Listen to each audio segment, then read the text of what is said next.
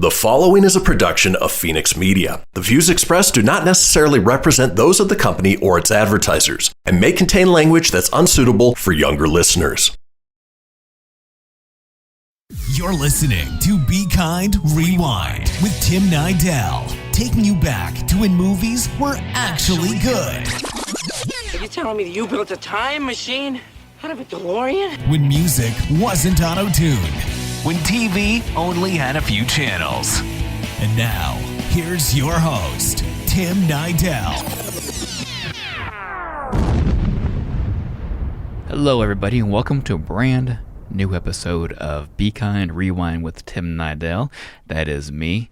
Please follow me online. It's at Tim_Nydell. I also have a website, timnydell.com. Pretty easy to remember.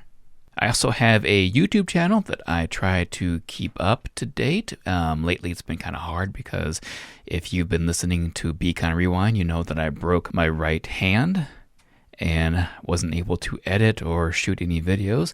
It is mostly healed right now. My fingers, they don't really bend all the way. I'm working on it. But I can finally shoot videos and edit videos. So, if you're listening to this on the day that it's released, I'm actually at Disney World for 3 days for my birthday, celebrating the 41 years that I've been alive with a good buddy of mine, Scott. And I plan to shoot a lot of videos while I'm here in Florida. So, please go on over to YouTube, subscribe to my channel. I think I've put out some pretty good content. I've got celebrity interviews, Disney trips, convention trips, vlogging, travel videos, all that kind of good stuff. Again, it's on YouTube. Just type in Tim Nydell, or all the links are on my website, timnydell.com. So, Be Kind Rewind is all about going back and reliving the good times of classic movies, TV series, video games, cartoons. And today I'm taking you back to the 1980s and 1990s because I have the very talented Dave Coulier on the episode today. And of course, you know Dave from Full House and Fuller House. But he also has a very impressive voiceover resume. I remember him from Muppet Babies, where he voiced Animal and Bunsen. He did Peter Venkman in the Real Ghostbusters when Lorenzo Music exited the role, of course. But we talk about all those things and more on this episode. So let's get right to it. Here is my interview with Dave Coulier. How you doing, Dave? I'm good. Are you in Montana? I am in Montana, yeah. I thought you might appreciate that since you were recently married in Montana. Yeah, my wife's from Livingston. Oh, nice. I was wondering why you guys picked, Paradise Valley? Paradise Valley, yeah. We go up there. I've been going up there every summer for about the last maybe 15 years or so. And so I love fly fishing. And so that's where I met my wife, and I kind of fell in love with the area, and there was no question when we were going to get married where it was going to be. I love that area, too. That's probably my favorite road of all the roads I've been on is from Livingston to Yellowstone. Yeah, it's an incredible little area. What city are you in? Where are you near? I am near Missoula, so I'm about 4.5 hours from there. Sure. But I also go to Yellowstone. I try to go once a year because I used to work in Yellowstone. Oh, you did? Yeah, I did that for 2 summers. I worked at the front desk of the Old Faithful Inn one summer, and then I worked at the the Hamilton store next to it for another summer. Oh, cool. Yeah. So yeah. Anyways, Dave, this is huge. I've been a huge fan of yours since I couldn't even remember. It's weird. I mean, Out of Control, was that in 1984? That was 1984. I spoke to Marty Schiff, who played the character Hearn Burford, yesterday. Wow.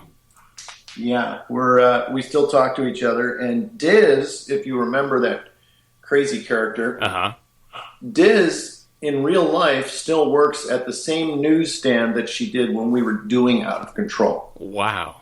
And I was doing a show at Fox a few years ago, and I was driving home from the studio.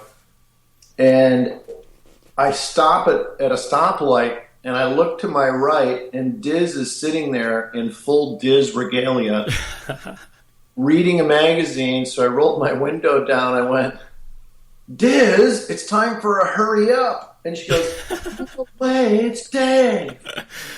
Oh, my goodness. pretty funny. Yeah, that was just a freakish moment.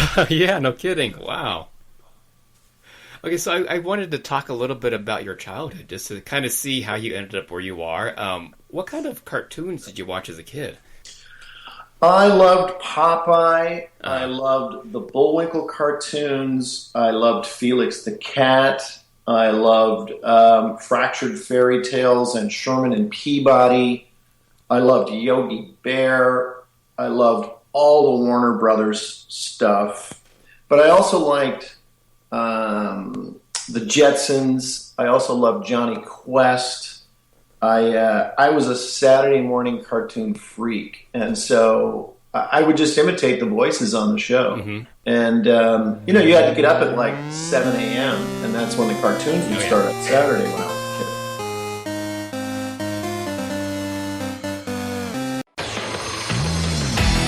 Behold, my precious. Ooh, yeah, let me tell you something right here. It's the Loot Crate subscription box, yeah, full of exclusive loot, fun surprises delivered to your door every month. Just pick up your favorite geeky genre, Daddy. From the original Loot Crate, the Loot Crate DX collectible boxes, dude, cowabunga! To the Loot Gaming video game box. Woohoo! Yee-hoo! Box. What's with kids today, huh? Wowzers! With crates starting as low as $11.99 per month, there's a box just about for all collectors. To get your geek on, head over to fenixmedia.us/Loot Crate and claim your exclusive offer. That's FENIXmedia.us/Loot Crate. Great Scott! Snap into a Loot Crate, dig it? WWE superstar Alberto Del Rio, take one. Behold the angry giant. Try it again, Alberto. Behold the angry giant. Perfect. Good luck tonight. Behold the angry giant. Yay! Read me another one, Dad. This is WWE superstar Alberto Del Rio. It only takes a moment to make a moment. Take time to be a dad today. Visit fatherhood.gov. Brought to you by the U.S. Department of Health and Human Services and the Ad Council. This is Mario Andretti. You know me as a race car driver, but I'm also a Meals on Wheels volunteer. I've raced against the sport's biggest personalities, but I've never met more vibrant, amazing people than the seniors served by Meals on Wheels. You can make a difference by dropping off a hot meal and saying a quick hello. So, America, let's do lunch. Volunteer your lunch break at americaletsdolunch.org. This message brought to you by Meals on Wheels America and the Ad Council. People been saying to your friend, get a different face, and posting on their feed, they're super ugly. The things they say to them online are cruel and they're not true. So tell your friend, I'll stand up for you.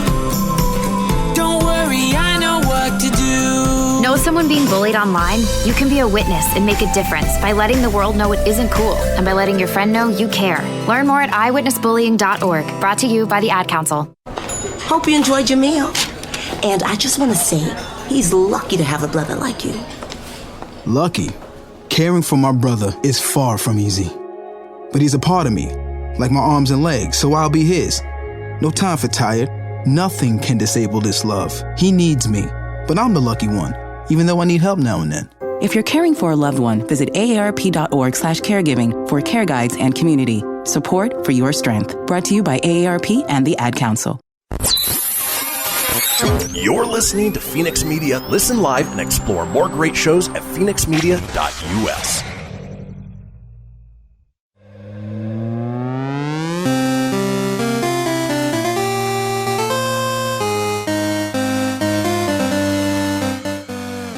I miss those days of Saturday morning cartoons.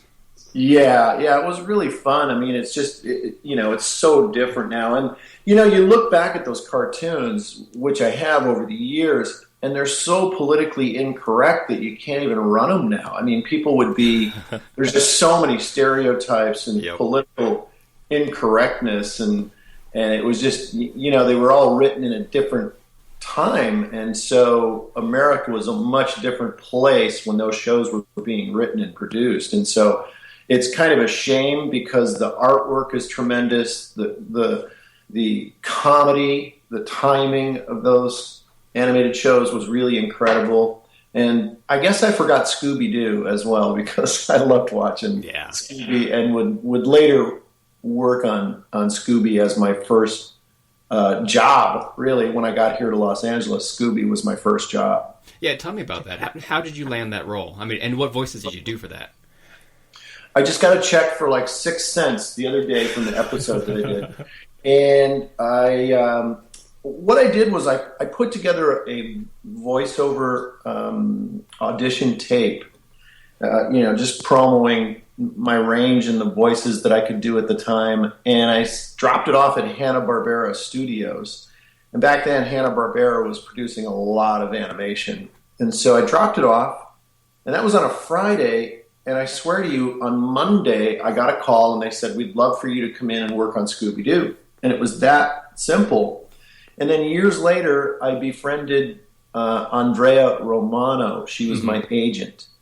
And she's now become this iconic cartoon director. Yeah, she is. So Andrea was my agent, and we just became great friends. And she told me one day, she said, for years at Hanna-Barbera, we used your voiceover tape as the template that we would show people, like, this is how you put together a voiceover tape. And so I was just really kind of blindsided when she said that, because there's so many incredible voiceover people that they used my tape was just beyond flattering. Yeah, no kidding. So Don Messick was involved, and Casey Kasem. This was for Scrappy-Doo, right? For Scooby-Doo and Scrappy-Doo? This was just Scooby. Oh, okay. And my friend Frank Welker, who we're still friends with to this day. Frank and I are both airplane pilots, and I'll tell you a funny story later about me and Frank Welker and flying.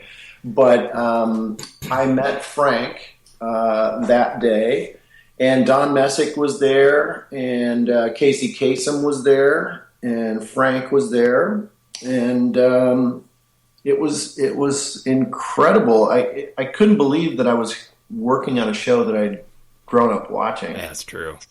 And the name of the episode that I did was called Muscle Trouble, and it's this big guy Muscles who chases Scooby and Shaggy around on this deserted island, and it was just so surreal. I think I was probably 20 or 21 years old.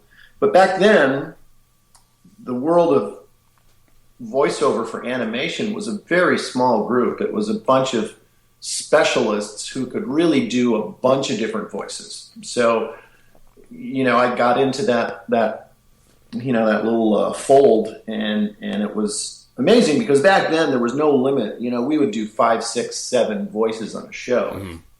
And then years later, the union said, well, you can only do up to 3 voices. But I would just sit there and work on shows like, The Jetsons, where I worked with the original cast. They brought the show back for syndication, and they brought back Mel Blanc and Dawes Butler, Frank Welker was there.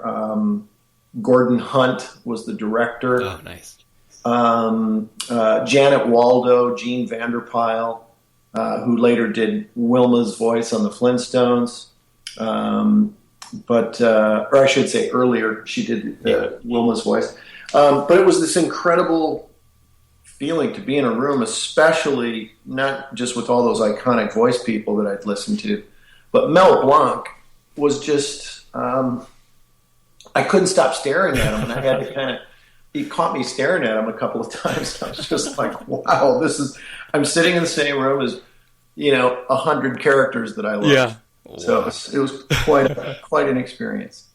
I would love to hear that story about Frank, by the way, the airplane story. Well, Frank and I are both pilots, and so we had our airplanes, and there was an aviation safety seminar down in San Diego. So Frank said, why don't we'll fly our airplanes there, and we'll go to this seminar. So Frank and I flew from Los Angeles here down to San Diego, California, and on the way we went through some airspace because we were about a mile away from each other in the air. And we went through some airspace that we should not have been. We clipped a little portion of the Miramar air station airspace. So Frank and I actually, we joke about that because we got in trouble going to a safety seminar. We were like two guys who were not being safe going to a safety seminar. Oh, you rebels. Yeah, we got reprimanded by the FAA and they slapped our hand, and that was about it. Nice. Yeah, Frank, I can't say anything. I don't know. He's God, pretty much. He is, and it's funny because I talk to Frank and we make each other laugh very hard. In fact, so hard that there have been recordings where we were not allowed to sit near each other, where the director had to break us apart because we were just goofing around way too much. So there was an instance where we were doing Muppet Babies, and it was Frank, they had already separated Frank and I because we were goofing around. So Greg Bird played the character Fozzie on Muppet Babies.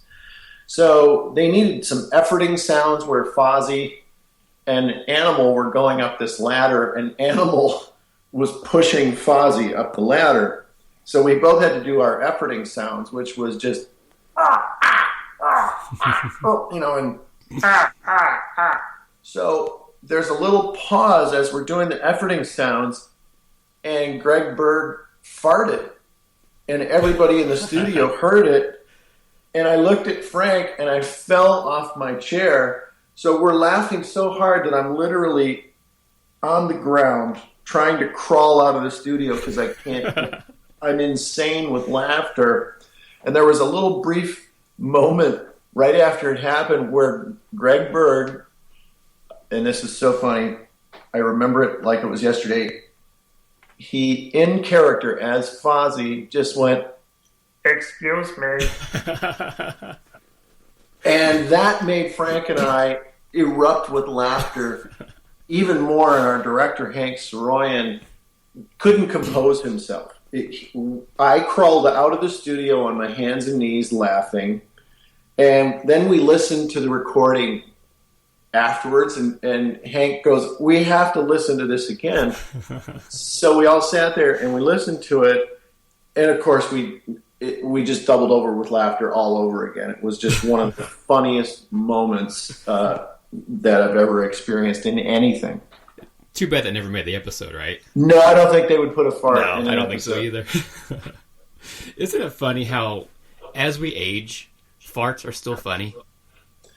I've always thought farts were funny because I had 9 uncles growing up, and I always tell people that I pulled more fingers than an orthopedic surgeon. So farts still, they still make me laugh, and I talk about it. I'm doing a stand-up comedy special here in a few months called Glorified Birthday Clown, and in it I talk about how my dad warped my sense of humor. When I was 4 years old, I pooped in the tub, and my dad thought it was one of the funniest things he'd ever seen in his life, and I attribute that to my parents later getting divorced, that my dad had such a warped sense of humor, my mom couldn't take it anymore. Yeah. But, my uncles just it was constant farts. And when you got 9 uncles, that's a lot of gas in one room. It is. A lot of protein being eaten, a lot of fart going on. Yeah. It was just... And my brother used to always say, "Can you imagine Grandma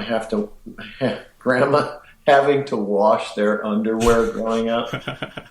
That was my brother's spin on it. Oh boy! I mean, you even have bits in your comedy about farts, the celebrity wind, and yeah, I've done celebrity wind on a number of occasions. Mostly, it's on radio shows or podcasts. Yeah, it's just so silly that it's just it just makes people laugh at such a rudimentary, immature level. Most of my family, they never graduated high school, so I'm trying to break that barrier. My daughter Brooklyn was also a motivation for me to go back to school. Every day after work, went straight to school, and it paid off. At age 26, Kareem finished his high school diploma. I could not have done it alone. I see the future is really bright for me. No one gets a diploma alone. If you're thinking of finishing your high school diploma, you have help. Find free adult education classes near you at finishyourdiploma.org. Brought to you by the Dollar General Literacy Foundation and the Ad Council. So I'm a cat, and I just moved in with this new human, and she's got this little toy she's always playing with, all day long. Tap, tap, tap, tap, bloop, bloop. She can't put it down. There it is. Oh, and get this. She even talks to it. Last week, she asked it for Chinese, and guess what? Egg rolls showed up. Like magic. Humans have cool toys. A person is the best thing to happen to a shelter pet. Be that person. Adopt. Brought to you by the Ad Council and the ShelterPetProject.org. What if I told you that a tornado was going to happen tomorrow, right where you live?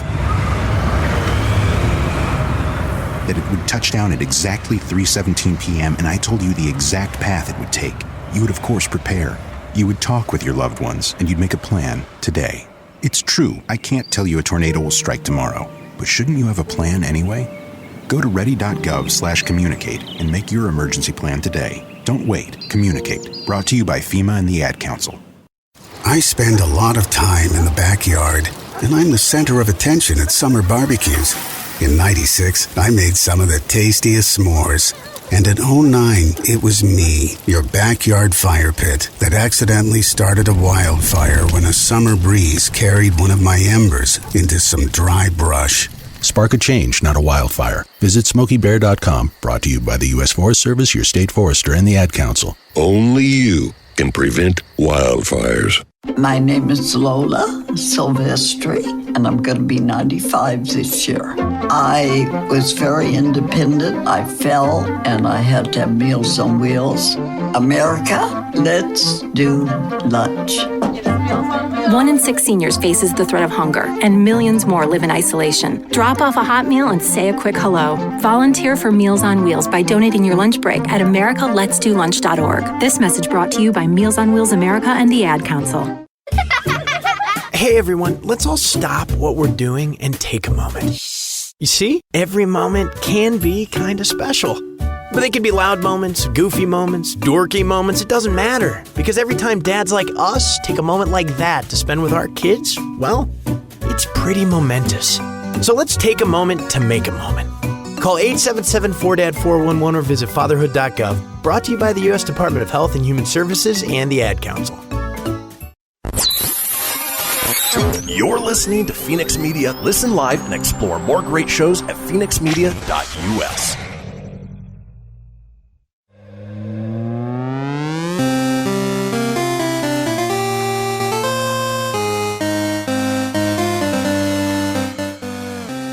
So I have to know, what would Frank Welker sound like if he farted?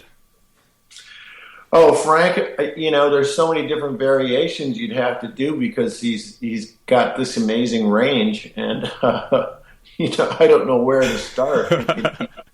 There's an amazing thing that Frank can do where I don't know if you've ever heard this story, but Frank can do like 12 ducks singing at the same time. Have you ever heard that? I haven't heard the story. No, I wouldn't doubt he can do it though.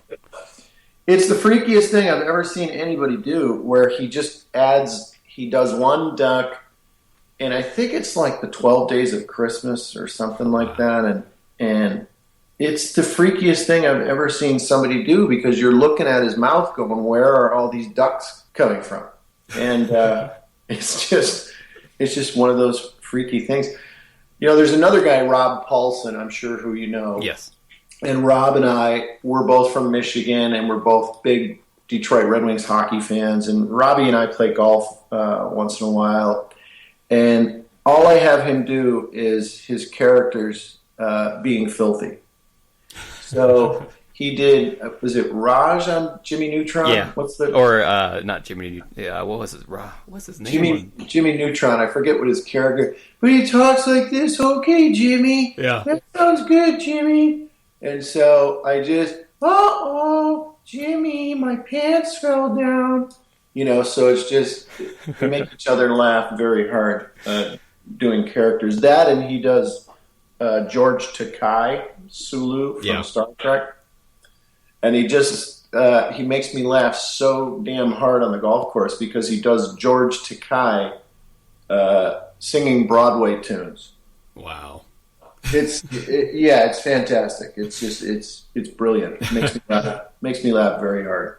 You know, it just came to mind that you are probably the first person I imitated as a voice when I was a little kid. Really? Yeah, I just thought of it. What was it? The Jackrabbit.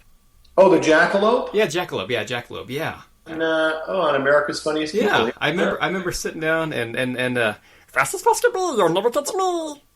Oh, see, that's very good. That's one of the most imitated voices that people will come up to. Yeah. You know, if I'm doing a show live somewhere and afterwards talking to fans or whatever, they always want to. There's always one guy who comes up and says, "Fast as fast can be." Well, that'd be me. Yeah. That's you. When I worked in Yellowstone, I actually had a group of like schoolgirls come in and like eat at the restaurant I was serving at, and I had them 100% convinced that the jackalope was a real animal. It was pretty hilarious. Yeah, if you go into some of those little taverns in Montana or around the country, you'll see like a jackalope pinned to the wall. Yeah. And people are like, I never knew that was a real animal. It's like, it's not. All right, so you already touched upon it a little bit. Muppet Babies is still one of my favorite cartoons to this day. I wish it was on DVD, but that's another story for another time. How did you get involved in Muppet Babies? I actually replaced Howie Mandel. Howie, he went on to other things and got very busy, and then they needed a sound-alike, and so I went in and auditioned over at Hanna-Barbera, and it was for what's the producer's name? Yeah, Bob and Hank, our director, and they said okay, and I said okay, and they said no, okay, we want you to do the voices. And I said that's it, and they're like that's it, we're done, you're hired. And I was like, wow, okay, cool, sounds great. All right, we start tomorrow. Fantastic. So that's pretty much what it was, is they wanted a sound-alike character. And I remember going in the first day, and Katie Lee, who played Rolf on Muppet Babies, I remember her just looking at me, she goes, that's incredible. She goes, that is dead on. And I said, oh, thanks. I think it's supposed to be, right? Yeah. And she's like, yeah, but it's just weird. It's weird to hear that coming out of your mouth right now. So I remember thinking the same thing. I think it was mainly during Ghostbusters when we replaced Lorenzo Music. There was a perfect transition when you took over. Thanks. Those at the time, Lorenzo was such a powerful voiceover actor. He was Garfield, and he was all these these great characters, and so I knew that I had very big shoes to fill.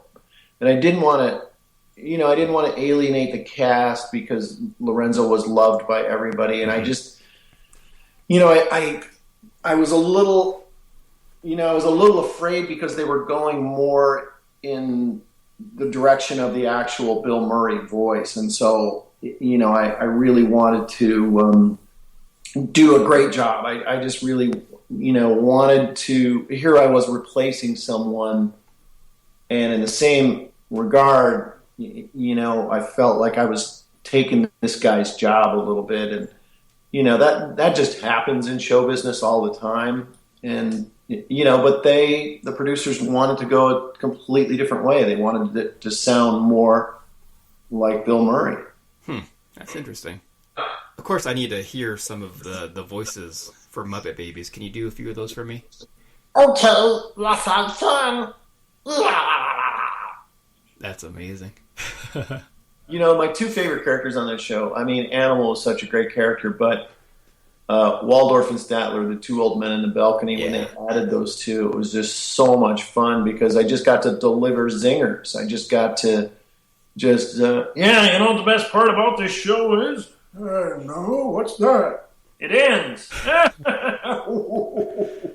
It was just, it was just great being able to just come in and say a couple zingers, and it was really fun writing. And what people don't, I think a lot of people don't remember is that Muppet Babies was such an innovative show for its time, because we were cutting in a lot of live footage. We were doing songs, a lot of music, and we actually won the Best Animated Emmy Award 4 years in a row. And it was just such a fun ride to be doing these Jim Henson characters as babies. It was just really, really fun. And the cast, and Bob Richardson, our producer, and Hank Saroyan, our director, they were so great. It was just, it just, the memories become fonder and fonder as I get older. Yeah, I mean, that's, I don't know. I think I was, when did that come out? 85? Or 84, maybe. Say, a little earlier. It was 84. Okay. 1984 was a big year for me. It was the year that I did my first stand-up appearance on The Tonight Show with Johnny Carson hosting. I started the series Out of Control on Nickelodeon, and I started on the Muppet Babies soon after. And so that was a big year. I remember the comedians back in that day, a lot of them were dope fiends, and so they would smoke pot and snort coke and be drunk all the time. So I was 22, 23 years old, and here I was around all these older guys who were just hammered all the time. And I remember these comedians at the Comedy Store on Sunset Strip one night cornering me, and they're like, "Hey," and they're out there smoking pot, and they're like, "Hey, you're doing all kinds of voiceover stuff." And I said, "Yeah." "And you got like your own show now, and what, if I wanted to get," this one comedian who shall remain to be nameless, he goes, "What do I have to do to start doing all this voiceover stuff?" I go, "Well, do you have a voiceover tape?" "No." "Do you do a lot of different voices?" "No." I'm like, that could be a problem. Yeah. But I remember these guys cornering me, thinking I had some kind of magic formula. They're like, "You're doing all this work," and I just wanted to say, well, I'm not smoking pot and doing coke and getting hammered in the parking lot of the Comedy Store. Maybe that's one thing that might be holding you back. Maybe.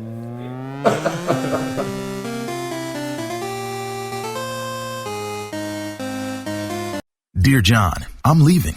Uncontrolled high blood pressure is serious, and I can quit whenever I want.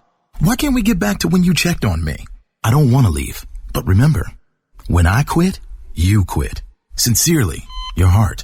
Listen to your heart and don't let it quit on you. High blood pressure can lead to a stroke, heart attack, or death. Get yours to a healthy range today. For help keeping yours at a healthy range, text PRESSURE to 97779. A message from the American Heart Association, the American Stroke Association, and the Ad Council. WWE superstar Alberto Del Rio. Take one. Behold the angry giant. Try it again, Alberto. Behold the angry giant. Perfect. Good luck tonight.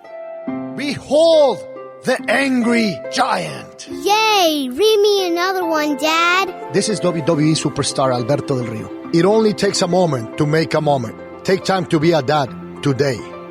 Visit fatherhood.gov, brought to you by the U.S. Department of Health and Human Services and the Ad Council. It may be hard to believe, but people just like you are already saving money. FeedThePig.org makes it easy. Their simple savings plan teaches you how to start saving without going overboard, so you don't need to sell all your belongings and live in a commune. These dungarees belong to all of us now, Tom. You don't need to get a second job as a stuntman. We need a new stuntman! You just need FeedThePig.org. Don't get left behind. Get tips and tools at FeedThePig.org. Brought to you by the American Institute of CPAs and the Ad Council. Welcome to Calvin's Barbershop. You all gotta see this. I don't even want to know what you're looking at on that phone. Well, you should. I was learning about the dangers of high blood pressure and that we need to get ours checked regularly. High blood pressure can increase the risk of heart attack or stroke, but this text program can help keep it at a healthy range. Just text barbershop to 97779 to sign up. I'll get right on it as soon as I'm done with this baby panda video. Text barbershop to 97779. A message from the American Heart Association and the Ad Council. Behold, my precious. Ooh, yeah, let me tell you something right here. It's the Loot Crate subscription box, yeah, full of exclusive loot, fun surprises delivered to your door every month. Just pick up your favorite geeky genre, Daddy. From the original Loot Crate, the Loot Crate DX collectible boxes, dude! Cowabunga! To the Loot Gaming video game box. Woohoo! Yee-hoo! Loot Crate horror box. What's with kids today, huh? Wowzers! With crits starting as low as $11.99 per month, there's a box just about for all collectors. To get your geek on, head over to phoenixmedia.us/Loot Crate and claim your exclusive offer. That's FENIX media.us/Loot Crate. Great Scott! Snap into a Loot Crate, dig it?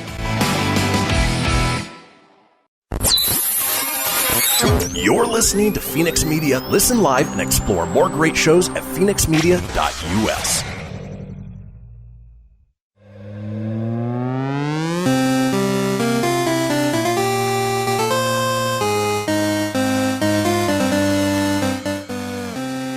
Okay, so, let's see. Could I hear your Bill Murray? Oh, stop it right now. Seriously. So I got that going for me, which is nice.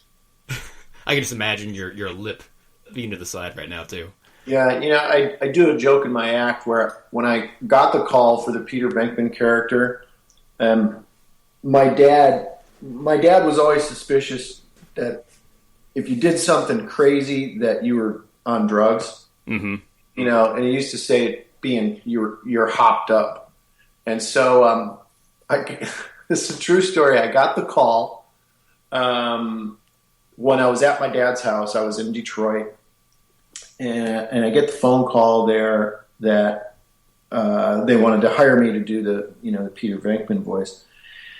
And so I got off the phone and I was doing Bill Murray. I was like, I was got my lip sideways, and I was like, "So, Dad, looks like I'm going to be doing this, this Peter Venkman Bill Murray voice on Real Ghostbusters, So I got that going for me, which is nice." And my dad just looked at me. He goes, "Are you hopped up? What's wrong with your lip? What's doing? You look hopped up." Oh, boy. Yeah, it's a true story. Your dad seems like a character. My dad is the ultimate funny dad character who doesn't know he's being funny. Yeah. He's just my dad is like a cartoon character, my dad's turning 85 in September, and he's really funny. And he has a little trouble standing up, like if he's sitting down somewhere, he's got some arthritis going. And so I bought him this chair that literally stands him up. All he has to do is just sit there, and the chair kind of, it's this electric chair. And he calls it the electric chair. Go for the electric chair. I'll be right back. So I said to my brother, "How is Dad liking the, his chair?" He goes, "He's in it all day long. He has people come over and watch him sit in his chair. He loves it so much." And I said, "Okay." So I went there and I visited my dad. My dad's in the chair when I walked into the house. And we're talking for a little bit. He goes, "Hey, you want to see a magic trick?" And I go, "Yeah, okay." So he turns his chair on and he stands up and he just looks at me and goes, "Ta-da!" That's my dad in a nutshell right there. Oh, man. Yeah, you got to keep those memories sacred, Yeah, he's a cartoon. Okay, so I would kick myself if I don't talk at all about Full House. I love Full House. It's still a great show. What are some of your greatest memories of Full House? We did 192 episodes, and over the years, people have watched those 192 episodes umpteen times. We've been syndicated in over 100 countries around the world. You know, Full House has never been off the air since 1987 when we premiered on ABC. Wow. It's never gone off the air. It's always been picked up by some network here in the U.S., whether it was Nickelodeon or TBS or ABC Family. It's kind of remarkable. And, you know, everybody says, well, you know, what's your favorite memory? Now, you got to remember, for every one of those 192 episodes, I have 5 days of memories where we were in production. And so it's really hard for me to pick one great memory from Full House. A lot of it is just we all became such good friends. We really did become kind of a dysfunctional family in real life. I mean, my wife went to the spa with Candace Cameron yesterday. That's how incestuous we are. So, you know, it becomes memories that are away from the show, where we were on vacation, or, you know, John Stamos and I would go to Hawaii when we were single, or, you know, I've known Bob Saget since I was 18 years old, you know, and there's, you know, so when, you know, it's all this interconnectivity, and there's so many memories along the way. Lots of funny stuff happened on the show when the girls were little. John, Bob, and I were always in trouble by their moms because we would pull our pants down to make each other laugh, and, you know, just say stupid things, and the moms would all walk out with their arms crossed and go, gentlemen, our monitors are on back in our dressing rooms. We hear you and we see you. And I'm like, well, just turn them off.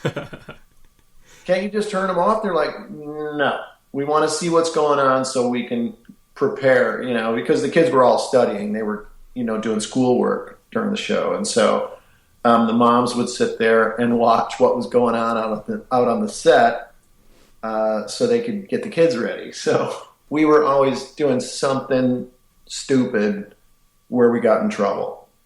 And what about John Stamos? Is he a vampire, or has he discovered the Fountain of Youth, or what's his secret? He just got good genes, you know. He's I'd never seen anything quite like it. When I first started on Full House with John, I would go places with him, and just supermodels would be throwing themselves at me.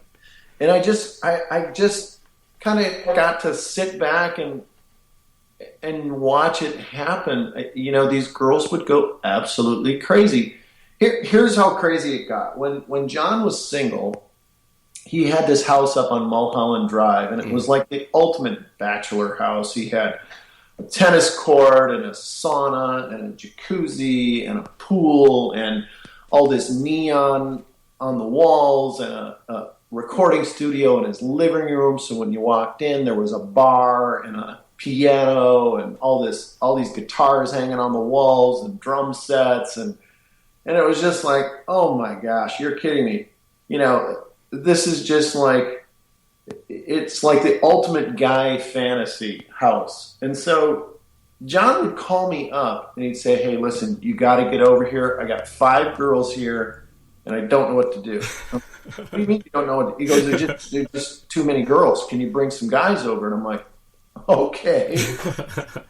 So I remember a bunch of my knucklehead friends, my hockey buddies from Detroit, were visiting me, and John called me up and he said, come on over, you know. And so we actually went over, and my buddies were just hammered, wearing hockey helmets when they walked in, hockey gloves. It was just like, hey, let's go. And then, you know, they walk in, they're like, Dave, you're the best friend ever.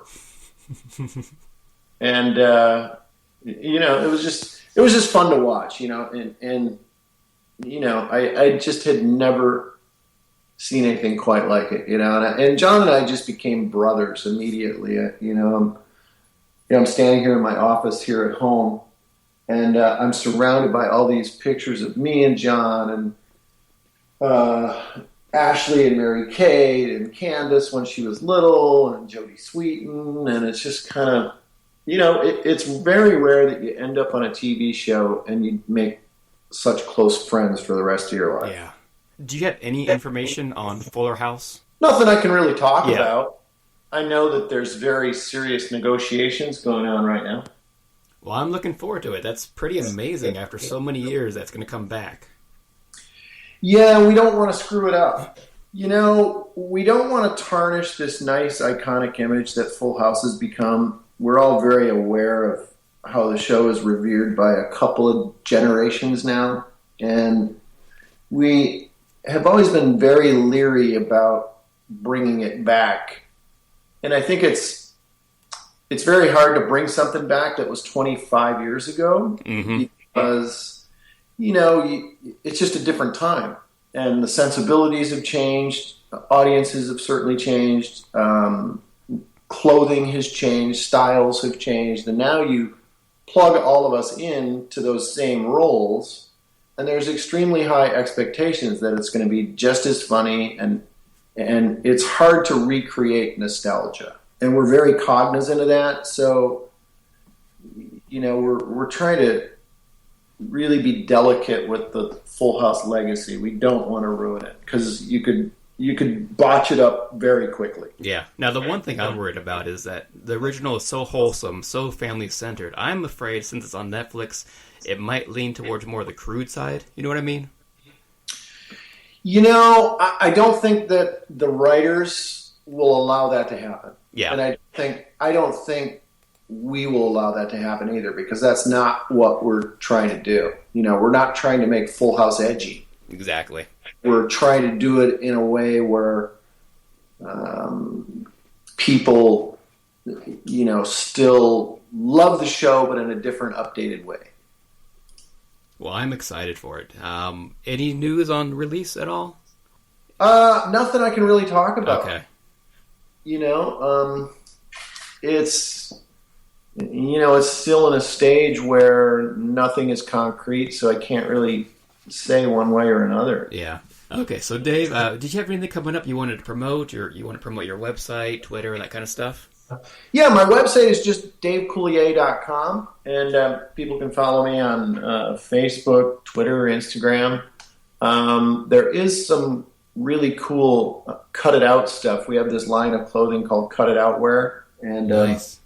That's all on the website at davecoulier.com, and I'll be out touring and doing tons of stand-up. And if people want to come and see me, they just have to go to the website and they'll see all my dates. And we're adding more dates this year. And then my comedy special, Glorified Birthday Clown, will be out late fall this year. Yeah, I was actually on your website last night searching the store, and I saw those Gladstones, and I had to laugh out loud when I saw those. We can't keep them stocked. It's like, for some reason, we hit a chord with those. People love them. No, I'm going to order one too. Well, what we want to do is on the website, we want people to name their Gladstone and have an entire profile. Nice. You do good. The real quickly, how those came about was I just came out with the name. Okay, I'm going to make these Gladstones, and I would give them to kids in the hospital. And I would draw a little face and sign them, and I would say, "This is going to bring you, some good luck." And people said, "You should start selling those." And I said, "I'm just going to give them to kids in hospitals and that whatnot." And then my wife took over the store, and she said, "Nope, you're doing those Gladstones. I think people will really love them." Oh no! Out of everything in the store, that and the Mr. Woodchuck T-shirt stuck out to me. Yeah, those are the biggest seller. The woodchucks, they fly off the shelves. All right, Dave. I always get people to close the podcast out as one of your favorite characters. So would you like to close the episode off with one of your characters? Absolutely. Fast as fast can be, you'll never catch me. Thanks for listening to Saturday Morning Rewind. Please check them out on Facebook and Twitter. And that's all, folks.